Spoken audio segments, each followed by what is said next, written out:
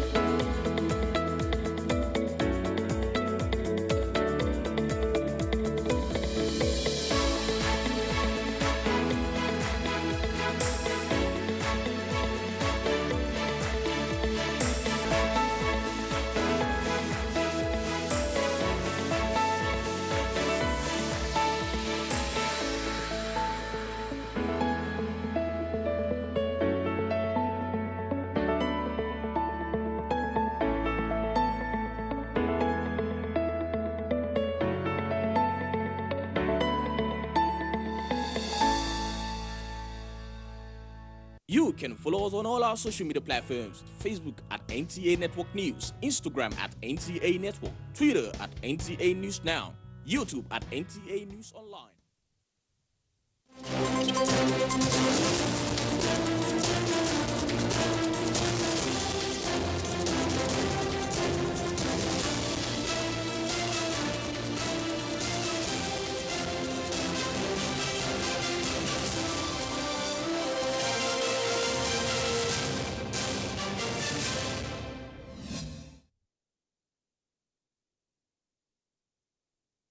International, we thank you for finding time to join us. I am Lydia Odije Ochi. Let's take a look at the highlights. National Livestock Development Project flags off artificial insemination program for enhanced beef and milk production. Insurgency, farmers' herders clashes, impact of climate change and COVID-19 could trigger food insecurity, Food and Agriculture Organization warns.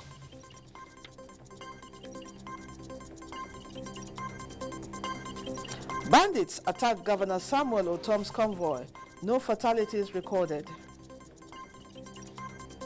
Plus, France and Poland head for another lockdown to battle sharp rise in COVID-19 infections in recent weeks.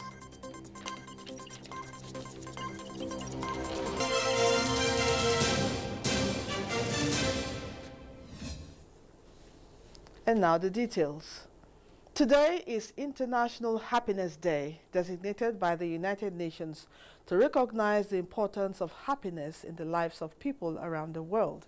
According to the World Happiness Report published by the United Nations last year, Helsinki, the capital of Finland, is the happiest city in the world. United Nations General Assembly, in a resolution on the 12th of July 2012, proclaimed 20th March International Day of Happiness, closely linked to the Sustainable Development Goals to achieve a better and more sustainable future for all. Hunger, lack of education and awareness, lack of affordable medical facilities, and violation of human rights are a few of the biggest causes of unhappiness among people in the world. According to the World Happiness Report, the unhappiest cities are mostly located in underdeveloped countries and have experienced war, civil unrest, political instability, and devastating natural catastrophes.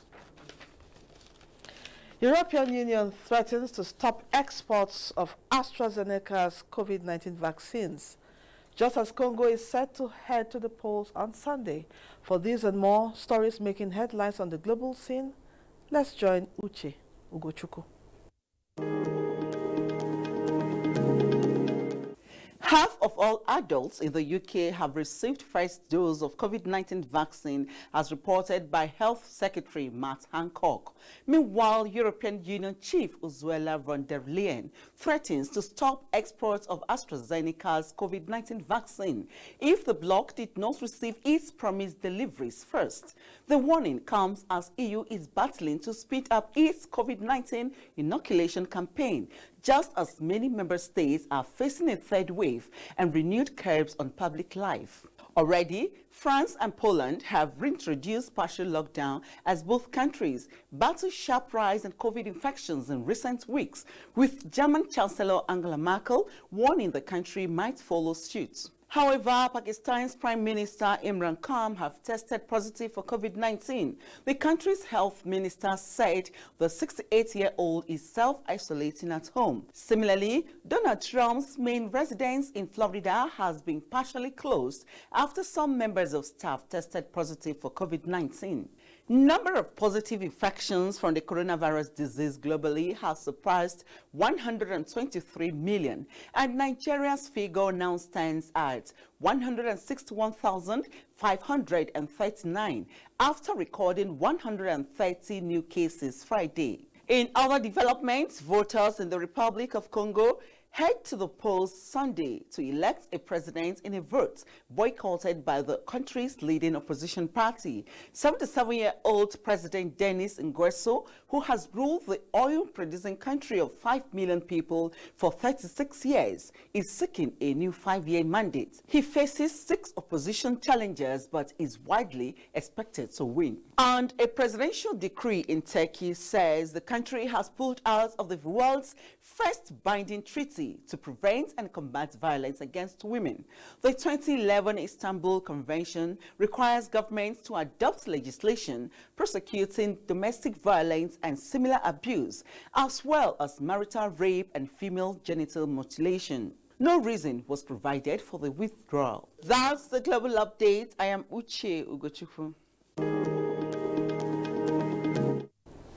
Thanks, Uche. Data producers and users in Nigeria have been challenged to take advantage of opportunities inherent in geo-reference infrastructure and demographic data for national development. This was at the National Space Research and Development Agency Grid 3 Data Project Workshop in Abuja. Haman Jabani was there. The geo-reference infrastructure and demographic data for development, also known as Grid 3, has a database made up of 980 data sets in 36 states, the FCT, and 12 sectors relating to subnational boundaries, key infrastructure, as well as settlements. This first Grade 3 National Training Workshop for data producers and users is to acquaint them with the skills needed for the critical role geospatial can play in addressing issues of national development. We have the geospatial database, which is in the cloud on the AWS Amazon Web Services, and we have the portal that is running now for the country to project itself, to develop to the investors, as well as for national policy formulation. This very important 21st century technology, geospatial technology, best tool to achieve a sustainable development for any nation.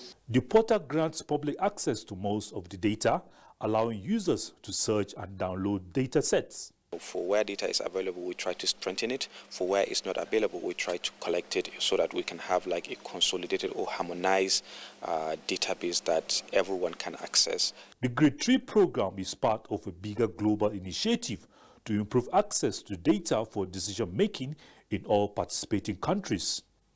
Hamman Jabani, NTA News. And now to agriculture. The federal government has flagged off artificial insemination program aimed at enhancing the production of beef and milk. This is also designed to address farmers' headers crisis nationwide. Musa Babaliyu has more. Should Nigeria be compared with Brazil when it comes to livestock production? Well, veterinary doctors and livestock breeders say the comparison is not necessary. For instance, FAO ranked Brazil as the world's largest producer of livestock, while Nigeria is ranked 14 with only 200 million. However, Nigeria has the second largest population of livestock in Africa after Sudan, followed by Kenya, Tanzania, and South Africa. But these African countries produce more milk and beef, even exporting, while Nigeria is lagging behind. Other challenges hampering the livestock subsector include inadequate availability of feed and fodder and water. Ministry of Agriculture identified crossbreeding through artificial insemination as a way to assist breeders who are interested in milk and animal fattening. This no doubt will improve the livelihood of the pastoral communities and other livestock farmers and support the effort of the ministry in finding a lasting solution to contemporary challenges of livestock value chain. Emir of Bichi, Nasiru Ado Bayero, encouraged all cattle breeders to key into the federal government's program, believing that it will solve farmers' hardest conflict. In the meantime, the Federal Ministry of Agriculture says it has taken steps to curtail the outbreak of avian influenza known as bird flu reported in Plateau, Bauchi and Kano State. Nigeria has been battling bird flu since 2007 when it affected millions of birds. In Abuja, Musa Baba Aliyu, NTA News. The Food and Agriculture Organization cautions Nigeria to tame insurgency, farmers-herders clashes, and impacts of climate change, all compounded by the negative economic impacts of COVID-19 to avert food insecurity. This is coming as the federal government partners FAO on a regional consensual analysis of food insecurity situations among West African countries, popularly called CADA Harmonize. Justin Bemuni reports. The CADA Harmonize results in Nigeria have become a major yardstick for estimating the areas and population of vulnerable people in needs of humanitarian assistance, as contained in the annual Humanitarian Needs Overview and Humanitarian Response Plans. This year's analysis comes in the face of the pronounced threat of food and nutrition security, occasioned by insurgency in the northeast, high inflation rate, and the economic stress faced by several households due to the lockdown and restriction measures to curb the spread of COVID-19 in Nigeria. The FAO urged the Nigerian government and humanitarian agencies to sustain the implementation of life-saving interventions of food assistance and unconditional cash transfers to the vulnerable populations in the affected areas. It is our hope that the March 2021 CH will give a clear, up-to-date picture about the current food security situation and what actions are required to improve food security situation in those affected populations. At this juncture, I would like to reiterate our commitment as the United Nations and as FAO in working with government and with all partners in responding to the crisis and strengthening resilience of agricultural livelihoods of vulnerable groups in affected states. The Nigerian government said it realizes the importance of the CADA Harmonized results to prevent further deterioration of the food and nutrition security situation in the identified vulnerable areas. The Federal Ministry of Agriculture and Rural Development would like to assure all partners of government's commitment to upholding and applying the outcomes, which we know gives insight on the key drivers and limiting factors of acute food and nutritional insecurity in the country. And of course, the recommendations towards addressing the challenges. The Federal Ministry of Agriculture and Rural Development has approved the expansion of activities of the analysis to other states of Nigeria so as to achieve a nationwide coverage. Justin Bemuni, NTA News. The Bauchi State Governor, Bala Mohammed, says the strides in agricultural industrialization by Governor Ben Ayade of Cross River State is the drive for embarking on a solidarity visit to enable him replicate the success in his own state. Paul Abel completes the report. After arrival and airport formalities, the delegation moved to the Cross River State Esco Chambers, where the visiting governor showered encomiums on Governor Ayade for his ingenuity in agricultural transformation. Governor Bala urged Governor Ayade to be patient and remain in the PDP that brought him to power. Definitely collaborate and interact with him to be able to set up something similar like this, or even be a supplier to this place. Governor Ben Ayade, who described his Bauchi counterpart as an honest man, uniting the PDP family, is calling on the party leadership at the national level to fight against injustice to ensure the party maintains its success in the South-South. Don't make the mistake to imagine that Ayade will decide. Our family, our political family, will decide our political steps, our political action, and our political direction. The governor and his team were also taken round the Ayade Industrial Park to inspect various agro-allied industries before departing the shores of Cross River State. In Calabar, Paul Abel, NTA News. President Muhammadu Buhari felicitates with Senator Iyabo Anisolowo on her 70th birthday. The president congratulates the former Minister of State for Education who rose politically through courage and hard work to contest governorship elections in Ogun State. He extols her visionary leadership style, large-heartedness, and personal sacrifices in caring for the needy, as she continuously provided opportunities and inspired females to realize their potentials in education and skills acquisition. The president prays that the Almighty God will grant the former minister longer life and good health to continue serving humanity. President Muhammadu Buhari has sent a message of condolence to the government and people of Kwara State on the passing away of Alhaji Usman Ndalulu Waziri Patigi at the age of 83. The president described the late Ndalulu, a retired orthopedic technician and community leader, as a visionary statesman with impeccable integrity and dedication who will be remembered for his sagacity and exemplary selfless service to the people of Nigeria. The president paid respect to the late Usman Ndalulu and extended sympathies to the bereaved wife, Hajia Amina Ndalulu, a former Minister of State for Health. He prayed to Almighty Allah to repose his soul. You are watching the news on NTA International. Time for a breather. We'll be right back.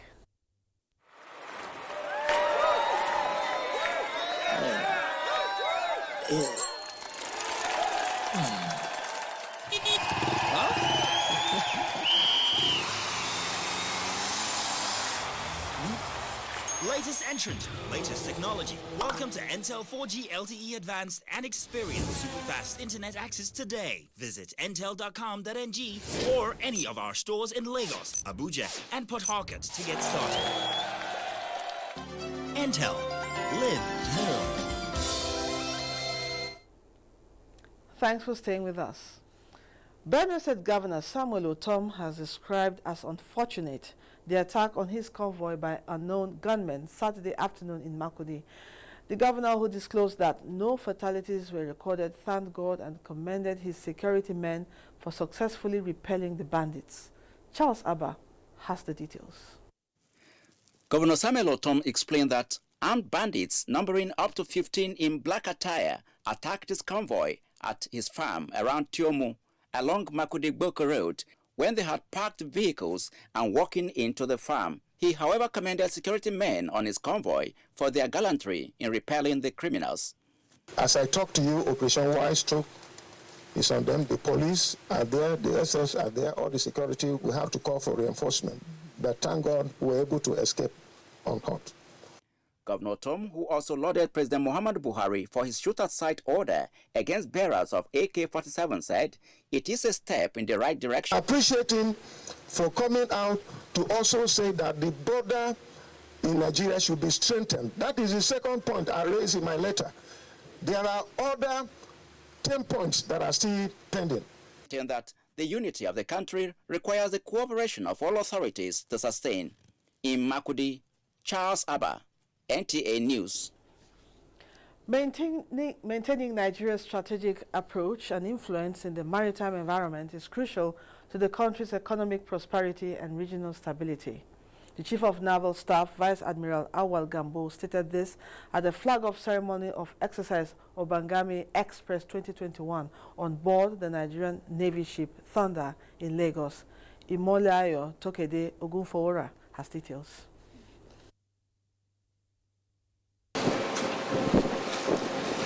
Over the years, the Gulf of Guinea has witnessed several security challenges ranging from terrorism to crude oil and resource theft, piracy, irregular and unregulated fishing, human trafficking, among others. In order to find lasting solutions to these myriad of challenges which pose threats to maritime security, this annual multinational maritime exercise, tagged Exercise Obangame Express, seeks to improve cooperation among participating nations in order to increase maritime safety and security in the Gulf of Guinea. Besides the spirit of togetherness, which the exercise has indeed imbibed among member nations, it has also enhanced the operational capability of the Nigerian Navy in its fight against various forms of maritime crime through information and intelligence sharing. The sustainment of these gains is critical to Nigeria's national interest, given the huge contribution of the nation's strategic maritime resources to national prosperity and development. The exercise is also an opportunity for the Nigerian Navy to work together with other national and regional navies on improved cooperation and maritime domain awareness. We are so encouraged by Nigeria's progress and investments in maritime security operations, and we advocate for Nigeria to lead the way in regional security. And our intent is to support our allies in their measures to bolster existing efforts. 6 Nigerian Navy warships and other participating countries are taking part in the sea exercise. The participating fleets will conduct the anti-piracy operations, fleet maneuvers, among others. In Lagos, Imoli Ayotokide Ogunfowora, NTA News. The chairman of the Independent Investigative Panel on Human Rights Violation by the defunct Special Anti-Robbery Squad, SARS, Justice Suleiman Galadima, says the panel's earlier order compelling the appearance of DCP Abba Kyari and Inspector Vincent Makinde over arbitrary arrest and detention and degrading treatment of one Raphael Tesu still subsists. He made this known following the continued refusal of the 2 police respondents to appear before the panel to answer to allegations of human rights violations and extrajudicial killings. Judiciary correspondent Vera Chiuba has more. The panel's chairman, Justice Suleiman Galadima, stood down the proceeding for 2 hours and ordered the police liaison officer, Cosmos Anyanwu, to produce Raphael Toso, who had been in detention for the past 1 year. For Moses Infe, an alleged armed robber, Anyanwu informed the panel that he fell sick and was taken to University of Abuja Teaching Hospital, where he died. The chairman queried why Raphael was not arraigned in court.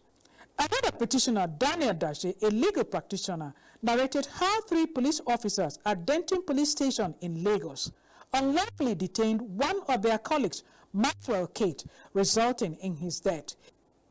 He said the police station where Raphael was serving attempted to bail him, but the police officers refused, instead forwarded his matter as armed robbery case to SARS. He appealed to the panel to summon the Denton DPO to explain the mysterious circumstances surrounding his death. Julius Kyo, also a petitioner, told the panel that the police detained him for 48 days and denied him access to his medication. In Abuja, Viera Chinwoba, NTA News. Although Africa is among the least in carbon emissions, it is most vulnerable to the adverse effects of climate change. Extreme weather conditions are now common occurrences in the region, and Nigeria is having its share with heat wave witnessed across the country. Onege Fineface reports on this weather condition, its implications, and possible remedy. Only a few weeks ago, some countries in Europe, Asia, and America witnessed extreme cold weather conditions that resulted in deaths. Another extreme weather condition is being witnessed, this time heat wave in Nigeria. In Abuja now it's very hot, and coming out for you to do carry out your normal activities, you must experience the heat, and it's not really easy. It's very scorching, very hard, very hot, and unimaginable. Sometimes I feel like I'm choking. Environmental scientists consider the unfavorable weather as manifestation of climate change caused mostly by global warming, with increased carbon emissions into the atmosphere. There is a need for us to take climate change very seriously because we can observe this change in temperature. We can observe that our weather has become very extreme. It's either we're having flooding or we're having heat waves. And then as the month progresses like that, the temperatures are expected to continue to be on the increase. So we are feeling more discomfort now because there is a momentary increased cloudiness. And so it's making your sweat not to evaporate as easily as it does before. With heatwave comes medical conditions that could go from mild to fatal if not managed properly.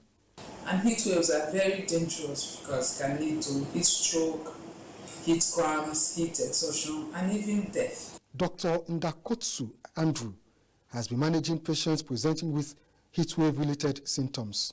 So if you have a background heart disease, or you have poor sugar control like in diabetes, or maybe a poor, let's say a background kidney disorder, you understand, it can actually make those organs to acutely fail. There are lifestyle adjustments that can be adopted to maintain good health when the weather is extremely hot. Drink a lot of water. Then you try and make sure that you reduce your heat production. You understand, try and limit your movement, dress for the weather, you understand, wear loose clothes. When I say drinking water, I really mean water. Stay off carbonated drinks and also, caffeine, because carbonated drinks also, they make us to diarrhea, you understand, make us to pee more. Now, while experts are recommending immediate solutions like staying out of the sun and getting hydrated, they also say that a more sustainable solution lies in nature. That is, take action. Plant a tree today to make the environment cooler and safer for all. In Abuja, Onengie Fine Face, NTA News. Thanks, Onengie, for that advice. Adenike Kenam is our guide on sports update.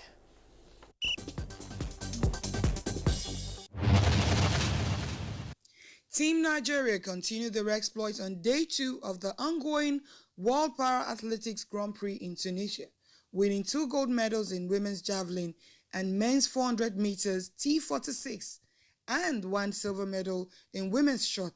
President of the Nigerian Basketball Federation, NBBF, Musa Kida, says the federation is set to commence work on staging the slamming and dunking game both at Premiership and the grassroots. Kida, while expressing appreciation to the Minister of Sports, Sunday Dari, and the leadership of the ministry for ensuring that NBBF is off the hook of litigation and other hindrances. At long last, we can now breathe. At long last, we can now play premier basketball in the country. In Ekiti State, consolidating on the gains of tennis at cadet levels to assail national and international professional status is the target of the State Tennis Association. The state is not going to look for external tennis players. We are going to build our own tennis players. After about 4 years of inactivity, the Nigerian Professional Wrestling Federation on Saturday organized a mock wrestling championship at the National Stadium, Lagos. This championship is a pre-event and also preparation for the Battleground Championship slated for Abuja in May. We are trying to resuscitate it and put it back to the track. In the Nigerian Professional League, Dakada FC will battle Plateau United, Enugu Rangers to play Nasarawa United, while Kwara United will be at home with Adamawa United. In the English Premier League, West Ham United will slug it out with Arsenal in a long derby, while Aston Villa will be welcoming Tottenham Hotspur. Both matches will come on Sunday. With sports updates, Adenike Kenam, NTA News. Let's take a look at Sunday's weather prospect for Nigeria and other cities of the world.